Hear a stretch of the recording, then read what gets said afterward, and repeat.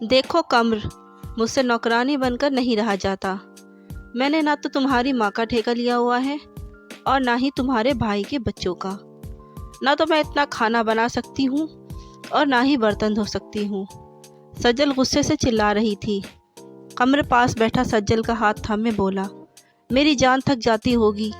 अच्छा चलो, मैं करूँगा बात अम्मी से। तुम अब न किया करना काम। कम्र, मैं अलग होना चाहती हूँ। सज्जल ये कहकर खामोश हो गई। रात को कम्र अम्मी के पास बैठा हुआ था। अम्मी जान, आपसे एक बात करनी है। माँ ने हाँ में सर हिलाया। हाँ मेरे बच्चे बोलो। अम्मी दरअसल बात यह है कि वो एक दफ़ा चुप हो गया। अम्मी ने फिर पूछा, हाँ मेरे बच्चे बोलो, क्या बात है? असल में सज्जल आज कह रही थी वो थक जाती है, उससे घर के काम नहीं होते। अम्मी आप सज्जल से घर के काम ना कहा करें। और क्या मेरे बेटे? माँ ने पूछा। कमर झिझक कर बोला, माँ वो सज्जल अलग होना चाहती है। माँ मुस्कुराने लगी। हाय ये बीवी, तो ये बात है, इसीलिए आज सारा दिन वो सोई रही। चलो ठीक है पुत्र, मैं नहीं कहती, लेकिन फिर गुजारा कैसे होगा? कल को तो तुम्हारे भी बच्चे होंगे, कई जिम्मेदारियां होंगी। थकन भरी ज़िंदगी का सफ़र तो अभी बाकी है। बेटा रिश्तों से इंसान कभी नहीं थकता। हमारे जहनों में फैले फतूर हमको थका देते हैं। बेटा मैं किसी को पाबंद नहीं करती, वो घर गृहस्थी संभाले। एक वक्त था जब मैं ब्याह कर आई थी, मिट्टी का मकान था।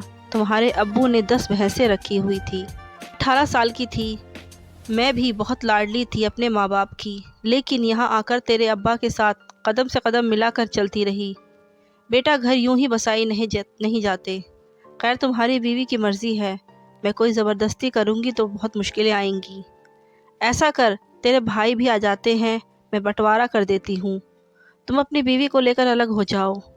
इतने में सज्जल आकर कहने लगी, कमर चले? माँ ने प्यार से पूछा, कहाँ जा रहे हो पुत्र?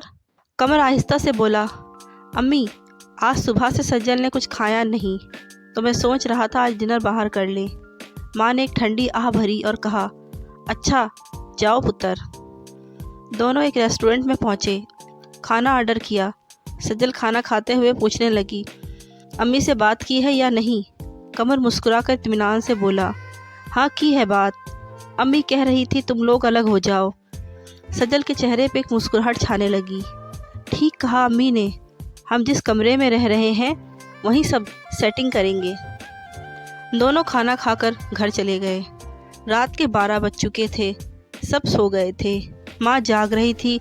अपने कमरे में जाने लगे तो कमर को माँ ने आवाज़ दी। कमर ने पास जाकर सलाम किया। अम्मी आप सोई नहीं अभी तक? माँ ने परेशानी में कहा। बेटा मेरे पास बैठ और अपनी बीवी को बुला। कमर ने सज्जल को आवाज़ देकर बुलाया और अपने पास बैठने को कहा। माँ समझाने लगी, कमर तुम्हारे भाई कह रहे हैं सज्जल घर का कोई काम न करे, लेकिन अलग न हो। माँ ने सज्जल के सर पे हाथ रखा और कहा, मेरी बच्ची घर के क्या काम काज है? खाना बनाना, बर्तन धोने, झाड़ू पोछा। मेरी बात याद रखना सज्जल बेटी, औरतें घर को घर नहीं जन्नत बनाती हैं, और जन्नत तब बनती है घर जब रिश्तों में मोहब्बत हो। अगर मोहब्बत एहतराम ही नहीं तो घर भी एक खंडर जैसा होता है। सज्जल खामोश थी, फिर आहिस्ता से बोली, लेकिन खाला मैं चाहती हूँ मैं अलग रहूँ। माँ मुस्कुरा कर कहने लगी, ठीक है सज्जल बेटी, जैसे तुम चाहो, लेकिन एक वक्त आएगा पछताओगी। रिश्तों से बगावत अच्छी नहीं होती। मैं जानती हूँ सास कितनी भी अच्छी क्यों ना हो, सास बहू में नोकझोंक होती रहती है, लेकिन तो ज़माना कदीम से चलता आ रहा है। लेकिन अगर तुमको मेरे काम करने में परेशानी है तो मैं अपना खाना ही खुद बना लिया करूँगी और अपने कपड़े भी धो लिया करूँगी। बाकी तुम सिर्फ अपने शौहर के काम किया करना, लेकिन हम सबके साथ रहो। सज्जल की ज़िद थी बस अलग रहना है। माँ ने बेबसी में कहा, ठीक है जैसे तुम्हारी मर्ज़ी। अलग कर दिया गया। घर में दीवार खींच दी गई। भाई तो नहीं चाहते थे, पराए घर से आई एक लड़की को सबके साथ रहना अच्छा नहीं लगा। सज्जल खुद को आज़ाद समझने लगी। उसके चेहरे पे एक सुकून था। हम ये नहीं कहते उसने अलग होकर कुछ गलत किया था, लेकिन रिश्ते सिर्फ खाना बनाने, झाड़ू पोंछे पे ख़त्म नहीं हो तो समझ आती ये दौरी। सज्जल ने कहा, कमर कल बड़ा टीवी लेकर आना, یہ پرانے والا صحیح نہیں ہے۔ قمر نے پیار سے کہا ٹھیک ہے۔ ٹی وی بھی آ گیا۔ اب سجل سارا دن یا تو موبائل فون پہ مصروف رہتی یا پھر ٹی وی کے سامنے۔ قمر ایک ہوٹل میں ویٹر کا کام کرتا تھا۔ سارا دن وہ تھک جاتا تھا محنت کر کر کے۔ مالک کھری کھوٹی باتیں ہی سنایا کرتے تھے۔ گھر جاتا سجل فون پہ اپنے میکے بات کر رہی ہوتی۔ قمر خود کھانا گرم کرتا، کھا کر سو جاتا۔ سجل کہنے لگی قمر میں تو کہتی ہوں ہم یہ گھر بیچ کر شہر چلے جاتے ہیں، وہاں کوئی پلاٹ خرید کر گھر بنا لیں گے۔ قمر تھکا ہوا تھا۔ سجل پاگلوں والی باتیں نہ کرو، اللہ کا شکر ادا کرو۔ سجل بولی پھر ایسا کرو مجھے 2 لاکھ روپے دو۔ قمر حیرانگی میں بولا 2 لاکھ خیریت ہے نا؟ ہاں خیریت ہے، میرا بھائی دبئی جا رہا ہے تو ابو کہہ رہے تھے اس کے ویزے کے 2 لاکھ کم ہیں۔ قمر بے رخی میں بولا 2 لاکھ کم ہے تو میں کیا کروں؟ میں تو خود پریشان ہوں، 2 لاکھ ہو تو میں کوئی کام دھندا نہ شروع کر لوں اپنا۔ سجل آہستہ سے بولی آپ پریشان نہ ہوا کریں، میں کیا سوچ رہی تھی، میرا جو گولڈ کا سیٹ ہے نا اس کو بیچ دیتے ہیں۔ میری ابو سے بات ہوئی ہے، ابو کہہ رہے تھے ہم نیا بنوا دیں گے۔ قمر غصے سے سجل کی طرف دیکھنے لگا، یار تم پاگل ہو گئی ہو، ابو کو منع کر دو، ان کو بولو ہمارے پاس کچھ نہیں ہے۔ سجل منہ بنا کر بیٹھ گئی، یہی تمہارا بھائی مانگتا تو تم گھر بھی بیچ کر اس کو پیسے دے دیتے۔ قمر بہت تھکا ہوا تھا، کروٹ بدل کر بولا اچھا یار جو تمہارا دل کرتا ہے کرو، میں کچھ نہیں جانتا۔ دوسرے دن قمر کام پر چلا گیا۔ سجل نے اپنے بھائی کو فون کر کے بلایا، گولڈ کا سیٹ بیچ کر 3 لاکھ روپے اپنے بھائی کو دے دیے۔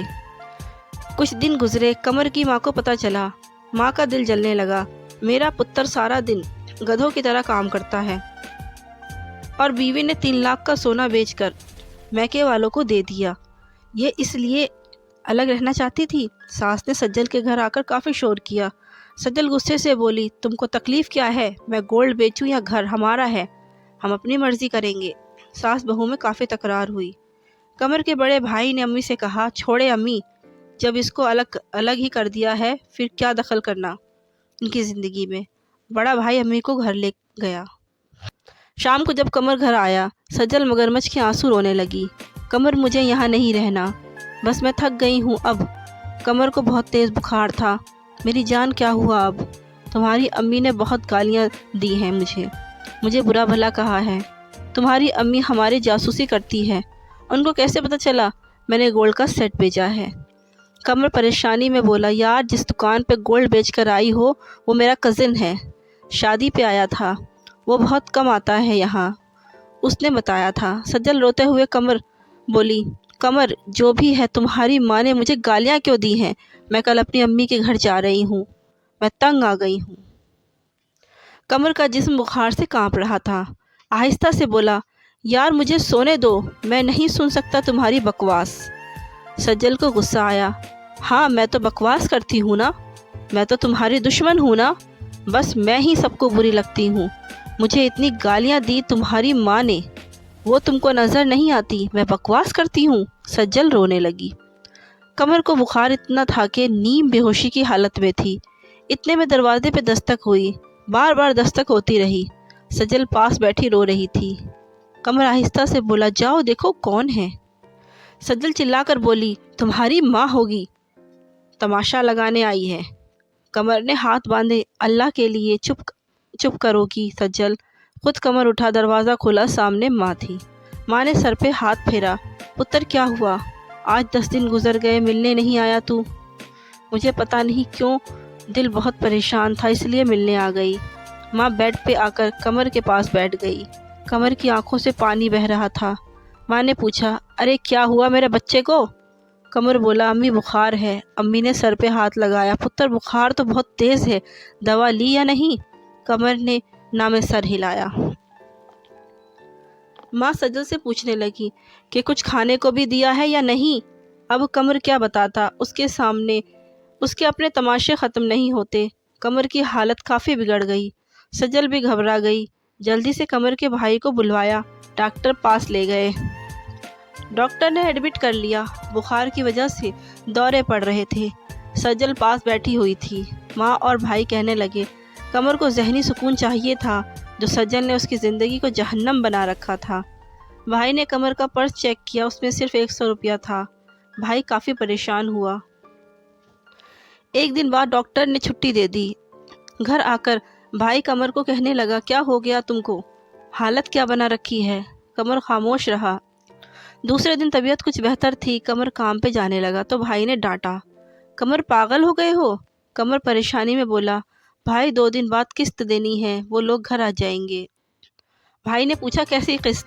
कमर आहिस्ता से बोला, भाई सज्जल ने नया मोबाइल लिया है 50,000 वाला, बस 5,000 हर महीने इसकी किस्त है, और वॉशिंग मशीन ली है एक। भाई को बहुत गुस्सा आया। कमर, घर देखा है अपना, कच्ची छत है, उसका कुछ सोचो। मोबाइल ज़्यादा ज़रूरी था क्या? कमर, मैं कहता हूँ तलाक दे दो इसे। कमर खांसते हुए बोला, भाई वो माँ बनने वाली है। भाई चुप हो गए। कुछ दिन बाद कमर का बेटा पैदा हो गया। दिन गुजरते गए मगर कमर को सज्जल हर रोज़ यही कहती, यहाँ से घर बेचकर शहर चलते हैं। कमर समझाता, मैं नहीं खर्चा बर्दाश्त कर सकता, लेकिन सज्जल बज़दिर रही। अब सज्जल शॉपिंग करने भी महंगे मॉल में जाने लगी थी। माँ कमर को बहुत समझाती, बेटा सज्जल बदबख्त लड़की है, उसे छोड़ दो। कमर कहने लगा, अम्मी अब हमारा एक बेटा है, मुझे अपने बेटे की फ़िक्र है, उसका क्या कसूर है? सज्जल को अपने बहन भाइयों की फ़िक्र थी, लेकिन कमर के बहन भाइयों को देखना भी नापसंद करती थी। साफ मना किया हुआ था, कोई भी मेरे घर ना आए, ना मैं किसी के घर जाती हूँ। कमर बहुत तंग था, लेकिन मजबूर था बहुत। 8 साल गुजर गए थे, लेकिन सज्जल के झगड़े, फरमाइशें और तलखियाँ ख़त्म ना हो सकीं। फिर एक दिन वक्त ऐसा आया, कमर की माँ दुनिया से चल बसी। माँ के जाने के बाद भाइयों में मज़ीद दूरी बढ़ने लगी। कमर पहले कभी जो भाई के घर अम्मी से मिलने चला जाता था, अब अम्मी तो नहीं रही, तो भाई के घर जाते हुए कदम रुक जाते। भाभी लोग अब इस चाहत से बात न करती थी, क्योंकि सज्जल ने सबके साथ झगड़ा किया हुआ था। वक्त गुजरने लगा। सज्जल महंगे कपड़े पहने हुए, घर में फ्रिज, बड़ा टीवी, सब कुछ था, लेकिन मकान कच्चा था। फिर देखते देखते कमर के दोनों भाइयों ने पक्के मकान बना लिए। दरमियान में कच्चा सा घर कमर का रह गया। कमर ये मंजर देखकर बहुत परेशान होता, दिल ही दिल में चीख चीख कर रोता। सज्जल को समझाने लगा, सज्जल देखो, दोनों भाइयों ने लैंटर वाले एक बड़े घर बना लिए और हम वही के वही हैं। सज्जल गुस्से से बोली, तुम्हारे भाइयों की तनख्वाह 50,000 है और तुम 30,000 कमाते हो। कमर गुस्से से बोला, मैं 30,000 कमाता हूँ और तुम्हारा खर्चा 50,000 है। सज्जल भी गुस्से में बोली, मैं तो कहती हूँ ये घर बेचकर शहर चले जाते हैं। कमर गुस्से में बोला, कितनी कमीनी औरत हो तुम। ये नहीं कहती महंगा मोबाइल, महंगे कपड़े छोड़कर मिलकर घर को घर बनाते हैं। तुम हमेशा ये घर बेचने की बात करती हो। सज्जल भी बराबर में जवाब देती, तो कमाना तुमने है, मैं तुम्हारी बीवी हूँ, मेरे हकूक़ पूरे करना तुम्हारी जिम्मेदारी है। कमर बहुत परेशान था। कौन से हक की बात करती हो? तुम वो बदबख्त औरत हो जिसने मुझे मेरी माँ, मेरे सगे बहन भाइयों से दूर कर दिया। तुम वो बदबख्त औरत हो जिसकी वजह से मेरी अपनी माँ को मरने से पहले सीने से न लगा सका। तुम वो बदबख्त औरत हो जिसने अपने मैके को अपने घर की कमाई खिला खिला कर उनके पैरों पर खड़ा कर दिया, और मैं देखूं मेरे घर को, डरता हूँ मैं न जाने कब ये कच्ची दीवारें टूट जाएं। तुम वो बदबख्त औरत हो जिसने कभी घर को घर समझा ही नहीं। तुम्हारी वजह से मेरे बच्चे 2 वक्त की रोटी खाने को भी तरस रहे हैं। तुम वो बदबख्त हो जिसने मुझे ब्लड प्रेशर, दिल और शुगर का मरीज़ बना दिया। अरे तुम वो गंदी औरत हो जिसको कबूल करके मैं वक्त से पहले बूढ़ा हो गया। देखो मेरी आंखों के गर्द सियाह धब्बे चीख चीख कर बता रहे हैं, मैं रातों को सो नहीं पाता। मेरे भाइयों ने बड़े बड़े घर बना लिए, उनके बच्चे महंगे स्कूल में पढ़ रहे हैं और मेरा बेटा सरकारी स्कूल में धक्के खा रहा है। अरे सब कुछ लूट कर तुमने अपने बहन भाइयों को दे दिया, मेरा क्या कसूर था? बस इतना कि तुमको बेसहारा नहीं करना चाहता था। तुम क्या समझती थी मैं तुमसे डरता हूँ? अरे इज्जत करता हूँ तुम्हारी।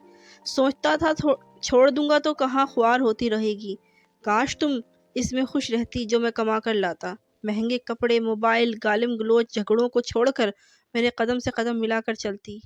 कमर ने गुस्से से चिल्लाते हुए कहा, बस सजल, थक गया हूँ, اب میں تم کو طلاق دیتا ہوں، طلاق دیتا ہوں، طلاق دیتا ہوں۔ سجل چیخ چیخ کر رونے لگی۔ قمر یہ ظلم نہ کرو، میں اب سنبھل جاؤں گی۔ قمر نے بیٹا چھینا، دھکے دے کر سجل کو گھر سے نکال دیا۔ سجل میرے 12 سال تم نے جہنم بنا دیے، ارے کیا کیا نہ کیا تمہارے لیے۔ سجل قدموں میں گر کر معافی مانگنے لگی، لیکن اب وقت گزر چکا تھا۔ سجل امی ابو کے گھر چلی گئی۔ قمر کے بھابھی بھی شور سن کر آ گئے۔ بھائی نے مایوسی میں کہا، قمر اب کیا فائدہ تھا طلاق دینے کا؟ قمر رو رہا تھا، بھائی میں تھک چکا تھا، 12 سال گزار دیے کہ سدھر جائے گی، لیکن اس نے بہت ذلیل کیا مجھے۔ سجل اب اپنے بھائی کے گھر رہتی تھی۔ 1 سال مشکل سے گزرا تھا۔ سجل جب تک بھائی کو قمر کی کمائی کھلاتی رہی، سب مسکرا کر ملتے تھے۔ اب طلاق ہو گئی تو بھابھی نے کہا، دیکھ سجل، ہمارا خود مشکل سے گزارا ہوتا ہے، بہتر ہے تم دوسری شادی کر لو۔ سجل اب بدلتے چہرے بدلتے رشتے دیکھ رہی تھی، جن کی خاطر سب کچھ کیا وہ 1 سال میں تنگ پڑ گئے۔ ادھر قمر کے بھائیوں نے قمر کی دوسری شادی کر دی۔ لڑکی بہت اچھی تھی، سمجھدار، قدر کرنے والی، 5 وقت کی نمازی، گھر کو جنت بنانے والی۔ جتنا قمر کما کر لاتا اس میں سے بچا کر کمیٹی ڈالی، کچھ پیسوں کو کارآمد جگہ خرچ کیا۔ دیکھتے دیکھتے وہ 2 سال میں گھر بنا لیا۔ قمر بہت خوش تھا، اللہ نے ایک طویل عذاب کے بعد اچھی ہمسفر عطا کی۔ اور ادھر سجل کی بھابھی اور بھائی نے تنگ آ کر سجل کی شادی ایک قصائی سے کر دی، جس کی پہلے بھی طلاق ہو چکی تھی۔ وہ ہر روز اسے مارتا، گالم گلوچ کرتا۔ سجل تڑپتی، یا اللہ مجھے معاف فرما دے، میں پاگل ہو گئی تھی، میں نے بہت اچھے انسان کو کھو دیا۔ اب دن بھر کام کرتی ہوں، 20 لوگوں کو کھانا بناتی ہوں، جھاڑو پوچھا سب کچھ کرتی ہوں، اور پھر شوہر گالی گلوچ دے کر بلاتا ہے، تھپڑ مارتا ہے۔ اے اللہ مجھے قمر واپس دے دو۔ یہ سوچ رہی تھی کہ شوہر نے گالی دے کر کہا، جلدی کھانا بنا کر میری ٹانگیں دبا کر۔ اسے بہت تیز بخار تھا، لیکن شوہر کو کوئی پرواہ نہ تھی، آنکھوں میں آنسو تھے، بے بسی کی انتہا تھی۔ کیا کرتی اب پچھتاوے کے سوا؟ سجل ماں بننے والی تھی۔ شوہر ہسپتال لے کر گیا۔ ہسپتال میں مٹھائی بانٹی جا رہی تھی۔ ایک کمرے میں سجل بیٹھی ہوئی تھی، پاس والے بیڈ پہ ایک لڑکی گود میں بچہ اٹھایا بیٹھی ہوئی تھی۔ جب نرس نے سجل کو مٹھائی دی تو سجل نے آہستہ سے پوچھا، یہ مٹھائی کیوں؟ نرس نے بیڈ پہ بیٹھی لڑکی کی طرف اشارہ کیا کہ ان کو اللہ نے بیٹی عطا کی ہے، اس خوشی میں بیٹی کے بابا مٹھائی بانٹ رہے ہیں۔ اتنے میں قیامت کا سامنا ہوا۔ وہ لڑکی قمر کی بیوی تھی۔ قمر کمرے میں داخل ہوا، اس لڑکی کو ہاتھ تھاما، چلو میری جان، گاڑی آ گئی ہے، گھر چلے۔ بیٹی کو گود میں اٹھایا، سہارا دے کر بیوی کو لے جا رہا تھا کہ سجل پہ نظر پڑی۔ پرانے سے کپڑے، چہرے پہ زخم کا نشان، پاؤں میں پرانا سا جوتا، چہرے پہ ایک تھکن، بے بسی۔ سجل نے دیکھ کر ہاتھ باندھ لیے۔ قمر کچھ کہنے ہی لگا تھا کہ سجل کا شوہر آ گیا، تلخ لہجے میں بولا، تو یہاں بیٹھی ہے، جا ڈاکٹر بلا رہا ہے، چیک کروا کے آ۔ اٹھ بھی جا، جلدی کر۔ مشکل سے اٹھی، ٹانگ پہ چوٹ لگی ہوئی تھی، شوہر نے مارا تھا۔ آنکھوں میں آنسو، دل میں تڑپ اور بے بسی۔ آنکھوں میں آنسو لیے اٹھ کر چلی گئی، آہ بھرنے کی بھی ہمت نہ تھی۔ قمر اپنی بیوی کا ہاتھ تھامے چلا گیا۔ ضروری نہیں ہوتا مرد ظالم ہو، عورت بھی بدبخت ہو سکتی ہے۔ سجل کی طرح تماشے کرنے والی، جھگڑے اور رشتوں میں زہر بھرنے والی، میکے کی فکر اور سسرال کو قید خانہ سمجھنے والی، گھر کو جہنم بنانے والی، اور پھر انجام سجل سا ہوتا ہے۔ اگر کوئی عورت اس جیسی ہے تو انجام سے پہلے سدھر جائے، ورنہ زندگی جب تھپڑ مارے گی پھر پچھتاوے کا موقع بھی نہ ملے گا۔ شوہر کی کمائی پہ راضی رہ کر گھر کو جنت بنا لے، چھوڑ دے رشتوں میں زہر ڈالنا۔